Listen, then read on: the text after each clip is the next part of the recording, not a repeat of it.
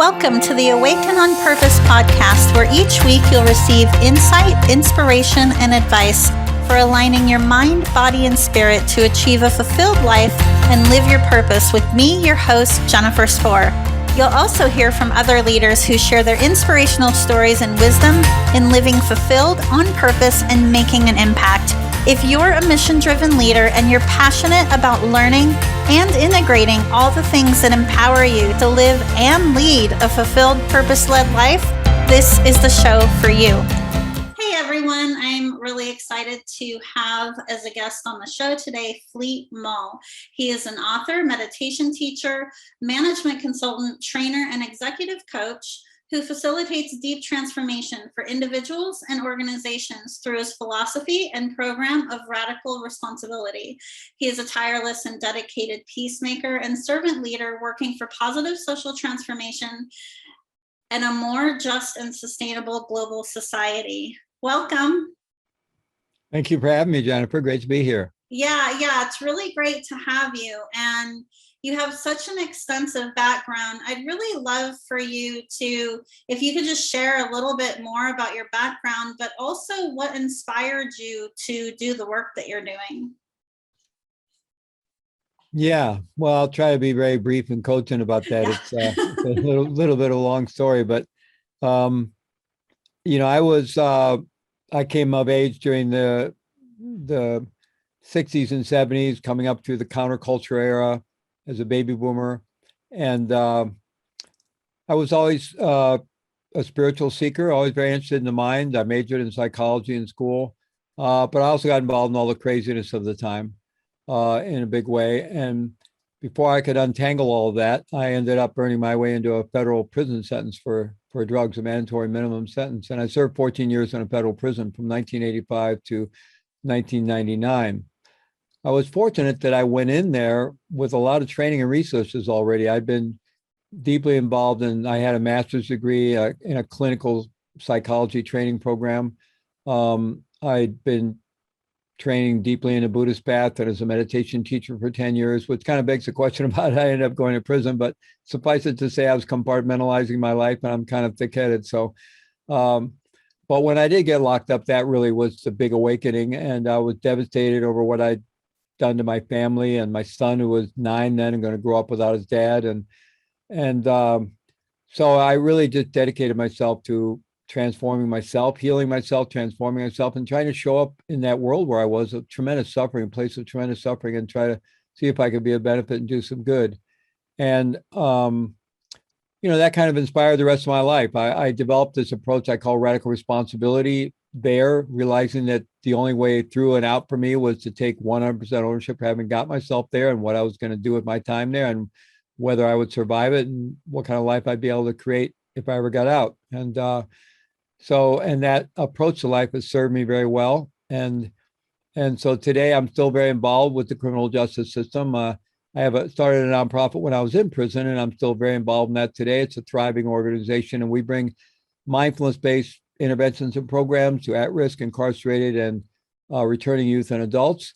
We've been doing that for over 30 years. For the last 12, 13 years, we've also been working with correctional officers, probation and parole officers, and other law enforcement and public safety professionals. And that's a big part of my work today. I probably 3 or 4 times a week, I'm directly working with public safety professionals in one agency or another. We have a model called mindfulness-based wellness and resiliency. So that, going through that experience in prison got me very involved in the world of criminal justice and public safety, and inspired to want to transform and heal and transform a system that's pretty broken and is pretty damaging and toxic for everybody involved, including the clients, the prisoners, the people that go through the system, as well as the people who work in the system. And of course, everything's been so stress tested by the pandemic and everything else going on that it's really a world that really needs a lot of attention and a lot of support. So that's really guided my work. And also because my own spiritual journey, dealing with my own substance abuse issues, being very involved in 12-step work for a long time, and very deep into the path of meditation and mindfulness, and also being scientifically inclined. So the emergence of the mainstream mindfulness movement, all the neuroscience that intersects with that, is something I've always been fascinated in. So, that today my work is really about bringing neuroscience informed mindfulness-based interventions to the world. And a lot of that is in the criminal justice public safety world, but I also have a lot of programs where I'm just bringing it out to the general public in many ways, and just try to be a benefit. And I've received a lot and benefited a lot and been able to turn my own life around. So what inspires me is to try to support others who are trying to do the same. I mean, wow, I don't even know where to start. The work that you're doing is amazing. I'd love to know a little bit more about, what kind of feedback do you receive in the work that you've been doing? I mean, as to what kind of impact that it's had on the system so far? Mm-hmm. Well, impact on the system, I'm not sure. It's a big system. It's pretty hard I to mean, get like, with the people that you've been working with, Yeah, but the end of it, no, we've had a huge impact, and it's very gratifying. We get literally thousands of letters from prisoners who just speak about how their lives completely turned around because of a book we sent them or a program of ours they did, or and the work we're now doing with public safety professionals. I mean, one of my business partners just sent me a whole list of testimonials from a online summit we did back in May, the Global Resilience Summit, and just amazingly, people just so grateful and just transformative things. And we do research around all of our work, and so we have just books of really incredible, transformative, positive feedback from the public safety professionals, correctional officers, and so forth. I mean, dramatically changing their health outcomes, being able to sleep for the first time in their careers, radically improving their relationship with their spouses and children at home.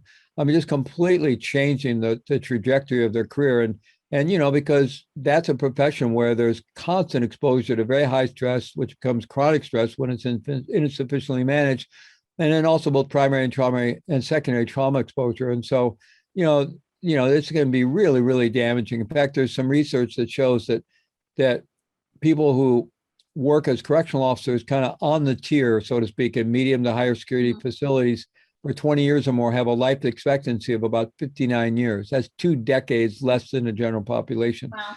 So they're dying of all the chronic stress related ailments and just all this abuse their system is taking from this kind of work, as well as tragically from suicide and so forth. So, I mean, we just get so much, it's very gratifying. That's one of the beautiful things about the work I get to do is we just constantly hear from people what a big difference it's making in their lives. Yeah, I love that. What do you think about in the landscape of the professional world and the workplace in general, right? There is more of an increasing awareness around emotional intelligence and etc. But spirituality is still something that is kind of treated as a separate thing, right? Which I find, fascinating and interesting because spirituality is actually really the center of everything, who we are. What are your thoughts on the increasing awareness around that, and how do you think that's going to continue to develop? Yeah, those are interesting questions. For those of us who are spiritually inclined, I think we all realize spirituality is at the very core of our life, and right. And for many people, they express that more in religious terms. So many people would feel their faith is at the core of their life. But in the mainstream world, we live in a pretty secular society. So to bring things in at the corporate level, it obviously can't be religious because we live in a very pluralistic society religiously, and then a lot of people who are not religious. So if you're going to bring things in, they got to be secular in nature, and it's helpful if there's evidence behind them, if they're evidence-based. So I think that's why the mindfulness movement has just exploded, because we're able to present these very useful self-regulation tools and practices in very simple, straightforward ways that anybody can learn. And there's a lot of neuroscience to back it up that's showing how effective it is. So I think I think it's really great. And in the corporate world, as well as in K through 12 education and government, and it's really going everywhere. A lot of the focus is on wellness. In some cases, it's, improved stress management skills. In some cases, it's performance. And some of the criticism is people have been saying, well, the corporate world is embracing mindfulness because they're just going to try to get more work out of their employees, keep them calmer and get more work out of them. I don't know, maybe there's some truth to that, but if there is a focus on wellness, I think it's a good thing. And the fact of the matter is, any kind of mind training, just like physical training, mind training is going to improve our overall performance in any human activity if we're more present, more awake, more aware. So I don't really have any problem with these more secular, um, practical applications of these practices that came out of deep spiritual traditions. And I think those who want to find their way into the greater depth of these traditions or deep practices through various forms of mindfulness, mind training, and meditation, I think, they'll find their way there. And so I don't worry too much about that. But I think it's great that it's getting out into the culture in such a broad way, because I think that'll create a culture that's actually more supportive for people who do want to take the deeper dive spiritually, right? And spend chunks of their life or part of their life in retreat and doing things like that. Because I think we'll have a broader social recognition of the importance of our inner life, even if we just understand that really secular terms or even neurobiological terms, like just increasing my interoceptive awareness, have a greater access to and awareness of the internal sensory landscape of my body, which translates in being more embodied, more present, more available. And the current science says it provides healing, it heals trauma, it rewires my nervous system and brain in really positive ways. It increases my overall resilience. It increases my capacity for emotional intelligence, emotional regulation, self-regulation, just going to get better outcomes in life. So something like interoceptive awareness, can be brought forward as a really great secular tool for healing and wellness and performance. And at the same time, the more deeply people go into interoceptive awareness, they're starting to go into that inner dimension of their life, maybe through the sensory physical door, but nonetheless, they're going into that inner dimension of their life. And I think the outcomes from that can only be positive. Yeah, yes, I agree. And prior to having gone into coaching, started my business, I have a corporate background as well. And in my experience, happy employees are typically more productive. Mm-hmm, absolutely. Which is a win-win for everyone, right? Yep.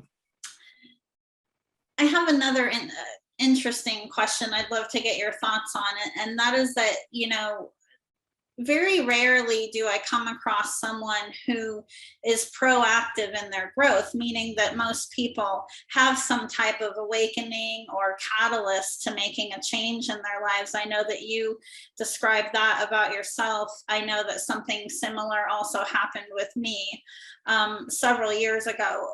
I'd love to get your thoughts on why that is. Well,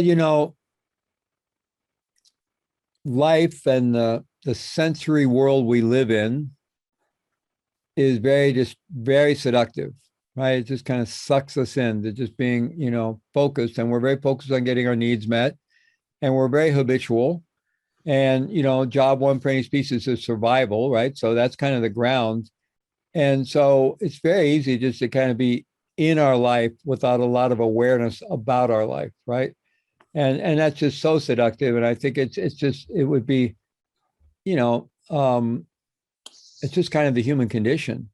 And then it's even worse today because there's so much to distract us and so much entertainment and information, and we're just barraged with everybody wanting our attention. And you can just be endlessly distracted, right? And never really even have to feel. In fact, we have a culture that kind of doesn't want to feel anything, right? And that's why we have the worst opioid epidemic in history. It's all about don't feel, just entertain yourself, focus on something, or take a pill or whatever.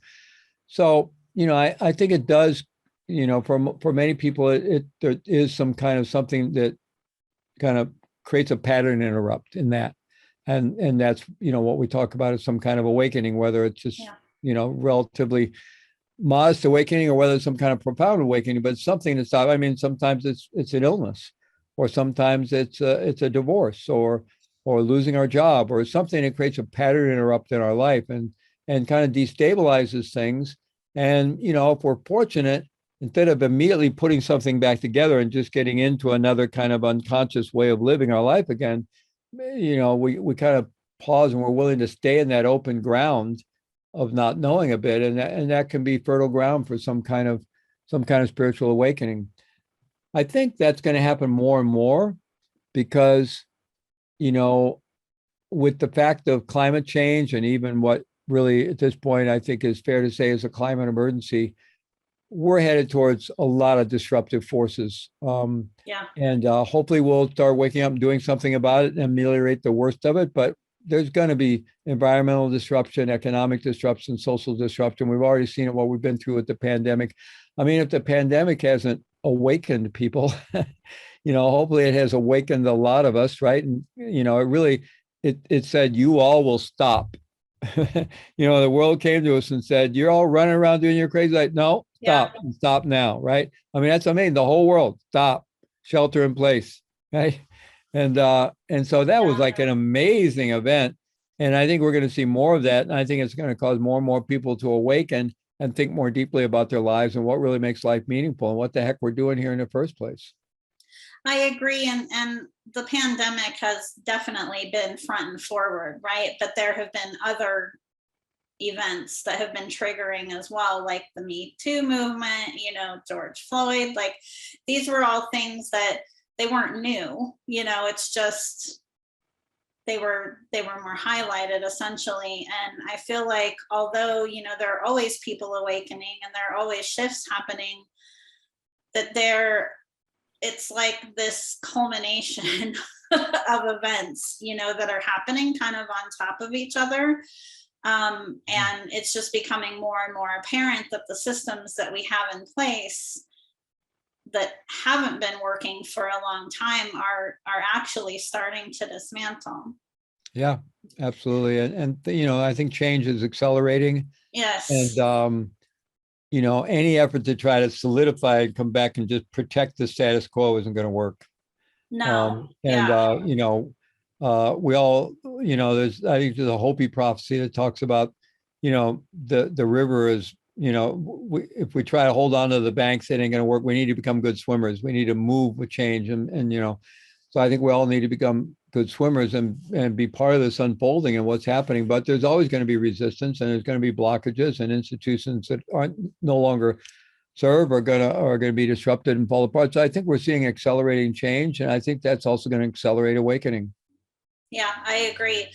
On that note, I'm an advocate of intuitive development and really encouraging people to get more in touch with that inner wisdom, with that voice, because so many people have been conditioned essentially to seek externally any solution that they're looking for, and also to not trust themselves and to question themselves. I work with a lot of clients actually who are being called, to birth something new into the world, right? That isn't mainstream.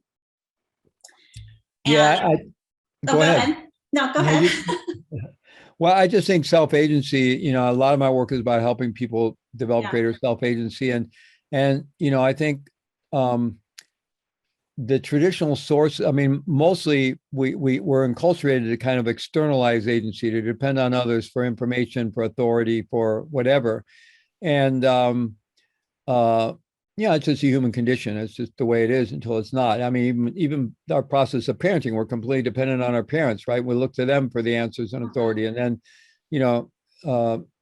as we get older, we tend to externalize that to other sources of authority and information and power. And so, but the traditional sources of information and are breaking down, and the information ecology is breaking down, and there's not a whole lot you can depend on anymore. So we're really thrown back on our own resources.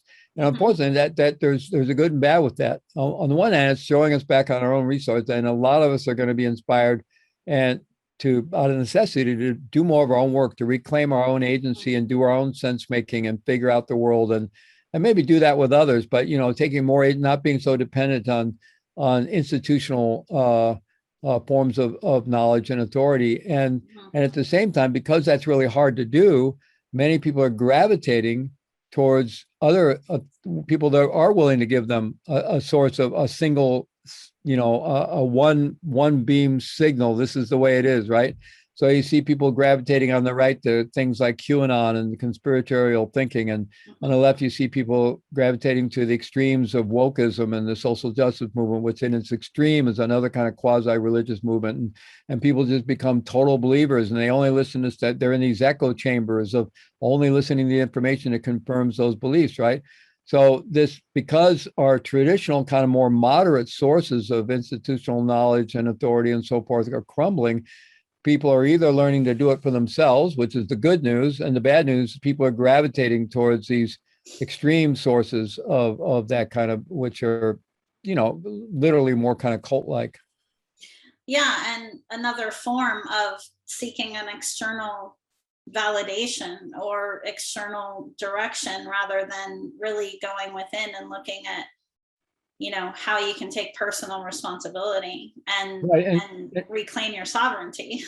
Yeah, and it's very understandable though, because most of us have not been trained to do that. Most of Right. us, True. most of us weren't educated or trained to really think for ourselves or to claim our own sovereignty or to have that sense of self-agency. We were kind of trained to be dependent on other, and there was this kind of trustworthy mainstream middle that you could kind of count on, but it's really just quickly crumbled. It's all spin, it's all polarization, and so because it is hard to learn to do that for yourself, many people are, but also many people, on no fault of their own, really are gravitating towards whatever kind of signal out there that they think, just tell me what's true and I'll believe it, right? And so people are gravitating towards these manipulative forces that are doing that with people.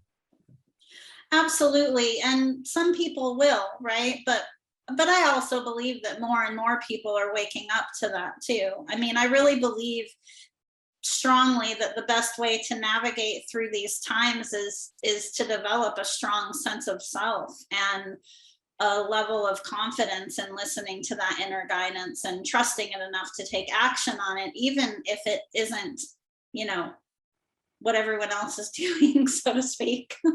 Yeah, I mean, I completely agree with you, but nonetheless, it's hard work, and I believe, yes, I believe a lot of people are, and one of those spaces in which that's really happening is in the podcast world, because I mean, it's amazing. We've always had the fringe kind of extremes, right? But we did have this kind of moderate middle for whatever you want, and the whole kind of left right swing. But we muddled through, and there was a kind of, but that's all crumbled apart, and things have gotten so polarized, right? That the mainstream media has been completely captured by the left for the most part. I mean, most of the mainstream so-called liberal media, apart from Fox News or something like that, really since the Black Lives Matter, it's just been completely captured by this really extreme left social justice warrior agenda. And I've been a social justice advocate my whole life. I just don't believe in that shame and blame-based polarized version of it. But it really has captured the mainstream. And then you have people in Congress that believe in QAnon. So it's like the fringe is now in the middle. It's the crazy fringe is now dominating the mainstream in our culture.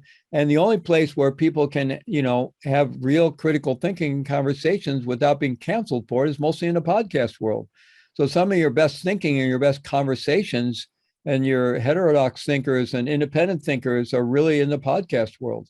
And that's why that's where I go to listen to good conversations, people thinking deeply about things, and people, across the left and right tend to be more, left of center, right of center, but willing to have really engaging conversations where they respect each other and are willing to have real conversations. Whereas that's mostly just in the podcast world. What you see in the mainstream media is all spin anymore. It really is. And again, just going back to the importance of having that strong sense of self, but also knowing what truth feels like to you, what truth feels like in your body, because a lot of the media and those external sources do have their own agendas, right? And it's not necessarily for your well-being. Yeah, well, that's interesting about what you said about learning to recognize truth, because that's always a difficult thing, right? What is truth, but I do think the body is critical to that, because the body has a lot of wisdom. And that's why I think the mindfulness movement is so important, because I think the more embodied we are, we can kind of generally recognize truth. But there is the thing that these kind of more extreme views that everybody buys into, like they only watch Fox News, they live in that echo chamber, or they only do, and they're in their whole belief system is grounded in those things. They get some experience of feeling a truth. They're getting neurochemical rewards and dopamine thing. They're getting this buzz and that's why it's so seductive for people to join cults or other things, because once you get in there, it's like, yes, we're the ones. I'm on, the truth. But I think that's the more grounded we are in the body, the more connected with nature we are, Mm-hmm. the more we're willing to be kind of vulnerable, relationally. I think we're less likely to get caught by that. Our brain can get captured by that, right? Just like Yeah. our brain can get captured by Facebook or, these kind of things. But the more in our body we are, it's harder for us to get captured by that. And I think the body does ultimately have the ability to recognize what Mm-hmm. is, not even have to be complete the ultimate truth of something, but just something that has that's at least aspiring towards truth, right? That's somewhat sane and, is somewhat objective, that it's not some kind of Yeah. manipulative thing. I think the body can recognize that. Yeah. Yes, absolutely. What would be your number one piece of advice for someone to navigate their way through the current times we're living in and continue to embody more of who they truly are? Well, there are two things. One, develop some kind of body mind practice Mm-hmm. that gives us a reflective capacity rather than just being lost in the automaticity and mechanicalness of unconscious kind of life that's the human condition until it's not. To develop a reflective practice that gives us the possibility of being more in our body and more awake and more aware of ourselves and the world around. Some kind of self-reflective, contemplative body mind practice. That would be the first thing. And the second thing would be, that like it or not, that today we have to do our own sense making. It used to be, I mean, when I grew up, you had the major networks, right? ABC, CBS, NBC here in the US. And you turn on the news and, Huntley Brinkley or the rest of them, you know, you could kind of trust, they weren't really spinning so much. I mean, they were in the mainstream. There were certain things news they weren't going to report. They weren't going to point to insidious corruption at the deepest levels. And, Mm-hmm. but still, they weren't literally politically spinning everything the way it is today, right? You could kind of trust. You turn on the news, you're going to get a somewhat objective read on what's going on in the world. That's not there anymore. It's just not there. So we need to do our own work today. I mean, you can do a lot of the research on this. Probably still the news organ that is rated the least spun, the least is the Christian Science Monitor. And it's been known for a long time. But a lot of people used to think, oh, BBC spin now, CNN spin, they're all spin.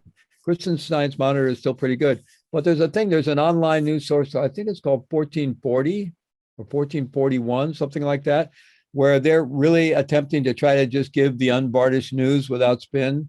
There's things like Rebel Wisdom, started in the UK with David Fuller and Ali Biner, who David Fuller is a former BBC documentarian and broadcaster, and they recognize how the information ecology is broken, and they're really trying. They interview all kinds of brilliant people and critical thinking across all sides, and it's kind of similar to the podcast world in a bit. But they create all kinds of films. They've created this community around that called Rebel Wisdom. I encourage people to check that out.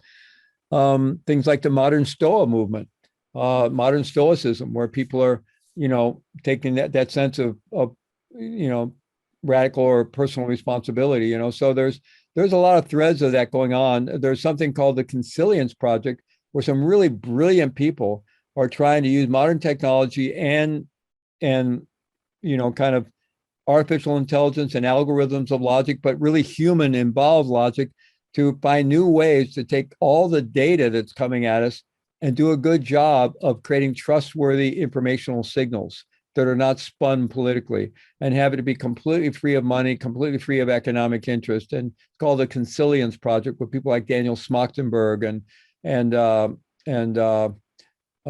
Zach Stein and others. There are some really amazing people doing amazing work around this kind of stuff, but you have to go looking for it. You have to go looking for it. And I include, or if you are going to use the existing news, so I would listen to a lot of them. Like during the pandemic, I would, I used to mainly listen to CNN. I thought it was kind of the more middle of the road objective, but once Trump got elected, they became the anti-Trump network, and I hard not to do that. I mean, in the face of the craziness of Trump, but nonetheless, they just became pure spin. Thank you for sharing all of those amazing resources. I really appreciate it. In closing, is there anything else that you're feeling guided to share with our listeners? Just that I think,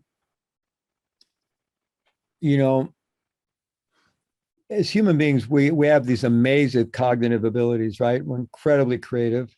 And I mean, just look what we've done with technology and everything just in the last century, or even in the last 50 years or the last 20 years.